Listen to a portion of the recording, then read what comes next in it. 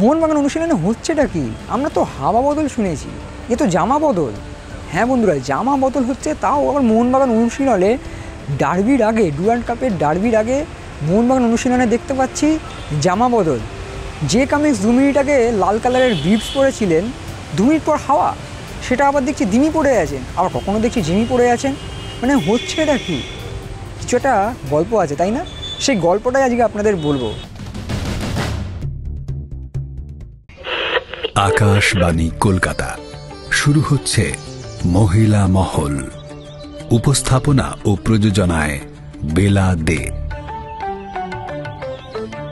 নমস্কার দর্শক বন্ধুরা, এক্সট্রিম বাংলায় আপনাদের সকলকে স্বাগত। আমি রৌনক এবং এই মুহূর্তে রয়েছি মোহনবাগান ক্লাবে। এবং যেমনটা জানেন যে আর দুদিনের অপেক্ষা, তারপর মেগা ডার্বি। সেই মেগা ডার্বি যে জিতবে পৌঁছে যাবে ডুরান্ড কাপের সেমিফাইনালে। তার আগে মোহনবাগান অনুশীলনটায় আমরা যখন দেখতে এলাম, ক্লোজ ডোর অনুশীলন, কিন্তু যতটা দেখা যায়, যতটা শোনা যায়, যতটা বোঝা যায়, সেখানে আমরা দেখলাম যে যখন সিচুয়েশন প্র্যাকটিস হচ্ছিল, সেই সিচুয়েশন প্র্যাকটিসে বারংবার প্লেয়ারদের জার্সির উপরে ওই বিপসটা, লাল বলুন কিংবা মেরুন বলুন, আমরা জামাও বলতে পারি, সেই জার্সি বদল হচ্ছিল, জামা বদল হচ্ছিল, বিপস বদল হচ্ছিল। কেন?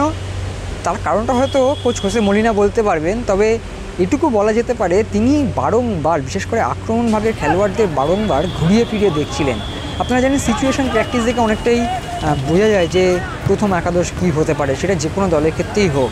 কিন্তু মলিনার প্র্যাকটিস যদি আপনারা দেখতে আসেন, যারা দর্শক বন্ধু আসেন তারাও হয়তো কমেন্ট বক্সে সহমত পোষণ করবেন যে মলিনার অনুশীলন দেখে আপনি সহজে প্রথম একাদশ বুঝতে পারবেন না। তার কারণ তিনি 2 মিনিট অন্তর অন্তর পরিবর্তন করছেন। যদিও এটা সচরাচর খুব একটা বেশি হয় না, কিন্তু আজকের অনুশীলনে এটা খুব বেশি করে দেখা গেল। তার একটা কারণ রয়েছে।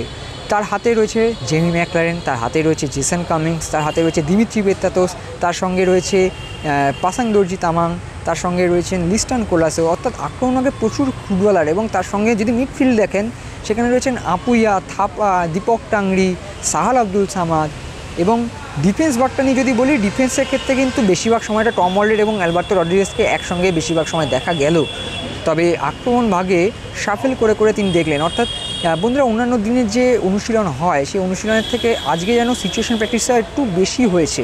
তিনি হয়তো এবার ম্যাচের কথা ভাবছেন, কোচ হোসে মলিনা এবার ম্যাচের দিকে এবার আস্তে আস্তে বেশি কনসেন্ট্রেট করছেন। তাই কী হবে তার প্ল্যানিং, কী হবে তার প্রথম একাদশ, কী হবে তার প্ল্যান বি, প্ল্যান সি, সেটাই আস্তে আস্তে এবার গুছিয়ে নিচ্ছেন। আর সেই কারণেই আমরা দেখলাম যে প্রথম আধ ঘন্টার মধ্যেই কিন্তু বলতে গেলে এক প্রকার সিচুয়েশন প্র্যাকটিস শুরু হয়ে গেল। অর্থাৎ আক্রমণ ভাগের সঙ্গে রক্ষণ ভাগের একটা টাসেল বলা যেতে পারে, আপনারা যেভাবে যেটা বলবেন। কিন্তু সেক্ষেত্রেই দেখা গেল ম্যাক্সিমাম সময় যেটা বললাম যে জেসন কামিংসকে আমরা 2 মিনিট আগে দেখলাম যে তিনি লাল বিপস পরে অনুশীলন করছেন। তো 2 মিনিটের মধ্যে সেই বিপস তার শরীরে নেই। একই দৃশ্য কিন্তু আমরা দেখতে পেয়েছি দিমিত্রি পেত্রাতোসের ক্ষেত্রেও এবং জেমি ম্যাকলারেনের ক্ষেত্রেও। অর্থাৎ এই 3 বিদেশিকে কিন্তু ঘুরিয়ে ফিরিয়ে দেখা হচ্ছিল। এবং তার সঙ্গে আপুইয়া, থাপার সঙ্গে দীপক টাংরিকেও ঘুরিয়ে ফিরিয়ে দেখা হয়েছে, অভিষেক সূর্যবংশীকে দেখা হয়েছে। এবং লিস্টন কোলাস, আপনারা এটা সকলেই জানেন যে লিস্টন কোলাসেই খেলবেন বাম প্রান্তে। ডান প্রান্তে কে খেলবেন, সেখানে পাসাং দর্জি তামাং, সাহাল এবং দিমি, প্রত্যেককে ঘুরিয়ে ফিরিয়ে কিন্তু দেখে নেওয়া হচ্ছে। এবং শেষ পর্যন্ত কী হবে সেটা অবশ্যই কোচ হোসে মলিনা ঠিক করবেন। এবার যদি আমরা কথা এসেছে কেন স্বস্তির নিঃশ্বাস বাগান শিবিরে, সেক্ষেত্রে যদি বলি, সেটা হচ্ছে মনবীর সিং এতদিন অনুশীলন করছিলেন না, তিনি কিন্তু আজকে মাঠে এসেছেন। অবশ্যই পুরো দলের সঙ্গে পুরো অনুশীলনটা করেনি, তিনি সাইড লাইনে ছিলেন, রিহ্যাব করেছেন। কিন্তু মনবীরের ফিরে আসাটা কিছুটা হলে একটা স্বস্তির নিঃশ্বাস অবশ্যই থাকবে বাগান শিবিরে।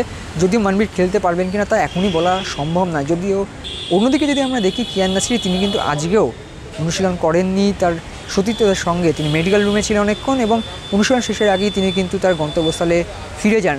একই দৃশ্য সুভাশিস বসুর ক্ষেত্রে আমরা জানি যে সুভাশিস বসু তিনি কিন্তু ডুরান্ড কাপ থেকেই প্রায় এক প্রকার ছিটকে গেছেন। তাই সুভাশিস বসু কিন্তু রিহ্যাব করেছেন অনেকক্ষণ, তারপর মাঠ ছেড়েছেন। এবং তার সঙ্গীও আজকে হয়েছিলেন আবার সুহেল আহমেদ ভাট। আপনারা জানেন যে সুহেল আহমেদ ভাটেরও একটা চোট ছিল, কিন্তু সুহেলকেও আজকে দেখা গেল যে মোহনবাগান মাঠ জুড়ে জগিং করতে, স্ট্রেচিং করতে এবং যে ফিজিক্যাল ট্রেনিংগুলো হয় যাতে তিনি ধীরে ধীরে ফিরে আসতে পারেন। তাই সুহেলকেও কিন্তু ডার্বির আগে পুরোপুরি বাদ দেবেন না। সুহেল আহমেদ ভাটকেও কিন্তু কিছুটা সময় হলেও ব্যবহার করতে দেখা যেতে পারে, যদি তিনি পুরোপুরি ফিট হন তবেই। কারণ কোচ হোসে মলিনা কিন্তু সম্পূর্ণ ফিট খেলোয়াড়দেরকে নিয়ে কিন্তু খেলাবেন। এবং যে যতটা ফিট, যত মিনিট খেলার মতো জায়গায় থাকবেন, ততটুকু সময় কিন্তু তাকে খেলানো হবে। এবং এই জন্যই স্বস্তির নিঃশ্বাস বললাম, কারণ একদিকে সুহেল আহমেদ ভাট, অন্যদিকে মনবীর সিং দুজনেই কিন্তু সাইড লাইনে ফিরছেন।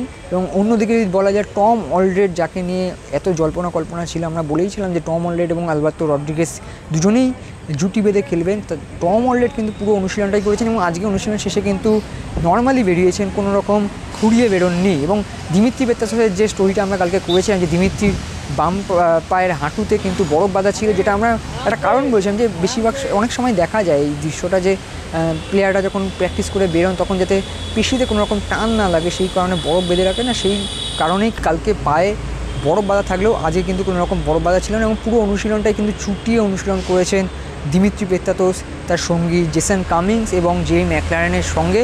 তো এই ছিল মোটামুটি মোহনবাগানের অনুশীলন। এবং পাসাং দর্জি তামাংকেও কিন্তু আপনারা বাদের খাতায় রাখবেন না, কারণ তাকে কিন্তু খেলাতে পারেন কোচ হোসে মরিনহো, তাকে দেখে নিচ্ছেন কোচ।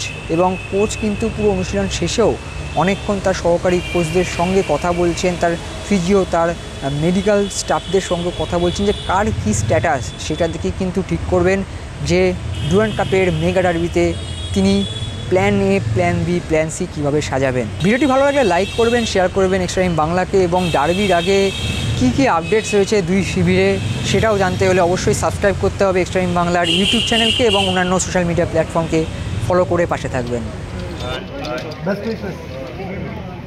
জয় মোহনবাগান, জয় মোহনবাগান। জয় মোহনবাগান। extra time.